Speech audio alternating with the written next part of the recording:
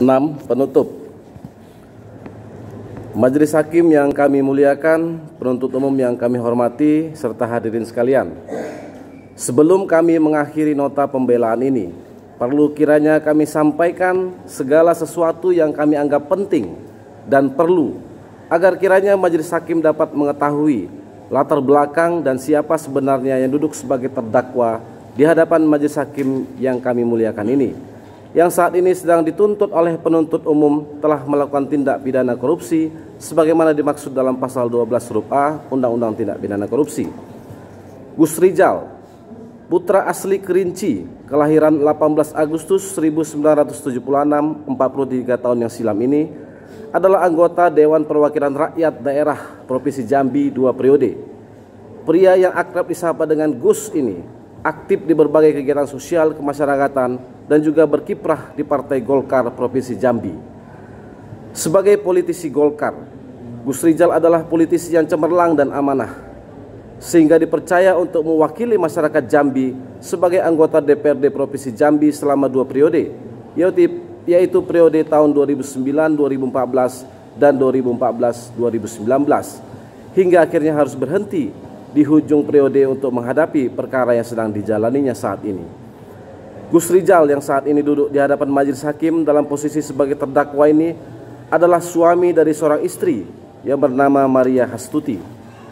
Wanita yang baru dinikahinya pada tahun 2011 ini adalah seorang pegawai negeri di kota Jambi.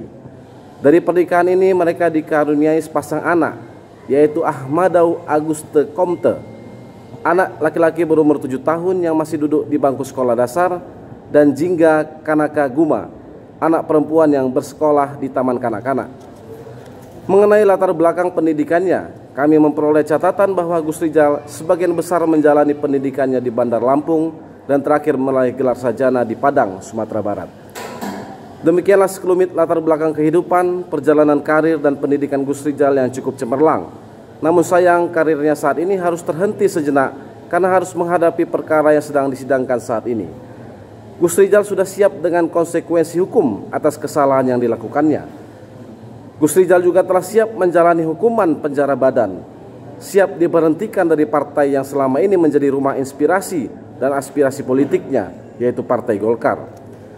Namun yang Gus Rijal belum siap adalah jika hak politiknya dicabut, meskipun hanya sementara, sebagaimana yang dituntut oleh penuntut umum. Gus Rijal dituntut dengan pidana tambahan berupa pencabutan hak politik untuk dipilih dalam jabatan publik selama 5 tahun. Kami berpendapat bahwa tuntutan ini berlebihan karena berpolitik adalah merupakan kehidupan Gus Rijal, sehingga tuntutan tambahan ini sama saja menuntut untuk mengambil kehidupannya.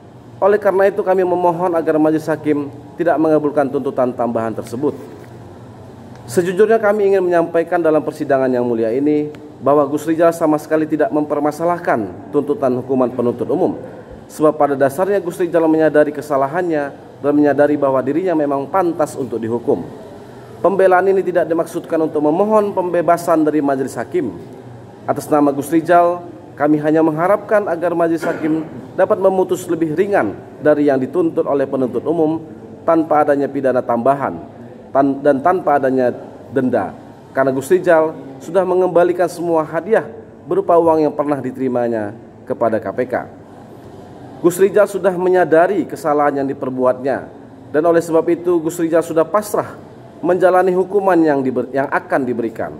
Selanjutnya Gus Rijal bermaksud untuk bertobat dan mohon ampunan dari Allah Subhanahu wa taala, Tuhan yang Maha Esa. Karena Gus Rijal meyakini pintu tobat senantiasa terbuka dan Allah Subhanahu wa taala akan senantiasa menanti kedatangan hambanya yang akan bertobat.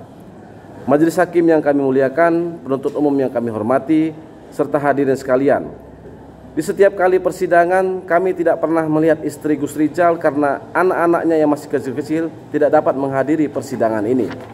Tapi kami melihat saudara kandungnya, sahabat, kerabat, dan para pendukungnya senantiasa menghadiri persidangan ini. Anak-anaknya tentu sangat tidak percaya bahwa sosok ayah yang demikian dikagumi, ia selalu menanamkan pelajaran kejujuran, memberikan pelajaran agama, harus menerima kenyataan didudukkan sebagai terdakwa dan ditahan di balik tembok-tembok penjara dan dipisahkan dengan seluruh keluarganya. Inilah yang sangat memprihatinkan. Inilah yang sangat menyedihkan. Inilah yang sangat memukul seluruh keluarga besar Gus Rijal di penjara karena korupsi. Istrinya juga telah pasrah menerima nasib suaminya. Meskipun kenyataan pahit menimpa keluarganya, namun tetap mengharapkan keringanan hukuman agar Gus Rijal dapat cepat kembali berkumpul dengan keluarganya. Sebagaimana Gus Rijal, keluarganya juga tidak berharap untuk dinyatakan tidak bersalah, karena pengakuan dan penyesalan Gus Rijal atas kesalahannya telah diketahui oleh mereka. Yang mereka harapkan adalah putusan yang sesuai dengan kesalahannya, tidak lebih dan tidak kurang. Berbulan-bulan telah dilewati meringkuk dalam penjara. Tentu keluarganya sangat mengharapkan bisa cepat berkumpul kembali dengan ayahanda tercinta seperti sedia kala. Mereka sangat yakin dan bakal hakul yakin bahwa ayahnya adalah orang baik-baik yang dengan sifat kemanusiawinya yang jauh dari sempurna telah tergelincir membuat kesalahan. Kesalahan ini tidak saja harus dipertanggungjawabkan di hadapan majelis hakim yang mulia, namun juga harus dipertanggungjawabkan di hadapan Allah Subhanahu wa taala kelak. Itulah Gus Rijal. Meskipun terbukti membuat kesalahan berupa menerima hadiah, Gus Rijal tetap mempunyai rekam jejak sebagai anggota dewan yang melaksanakan tugasnya dengan penuh dedikasi. Kepada teman-teman dan atasannya terbukti loyal dan bijaksana, sehingga Gus Rijal memperoleh kehormatan serta disegani baik kawan maupun lawan politiknya. Kami ingin mengakhiri nota pembelaan ini dengan permohonan agar kiranya majelis hakim yang mulia dengan segala kewibawaannya dapat memberikan putusan yang betul-betul sesuai dengan kesalahan terdakwa.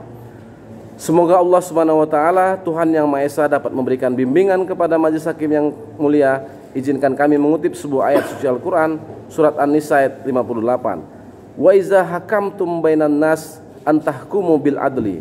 Jika kamu sedang mengadili seseorang, jatuhkanlah hukuman yang seadil-adilnya.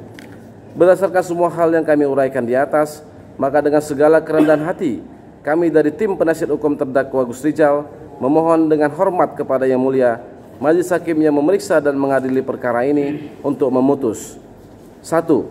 Menjatuhkan pidana terhadap terdakwa berupa pidana penjara dan denda yang seringan-ringannya. 2. Menjatuhkan pidana tambahan berupa membayar uang pengganti sebesar 25 juta rupiah.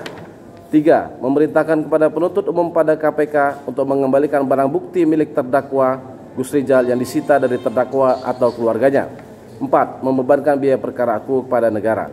Apabila majelis hakim yang mulia berpendapat lain, mohon putusan yang seadil-adilnya, ex aequo et bono.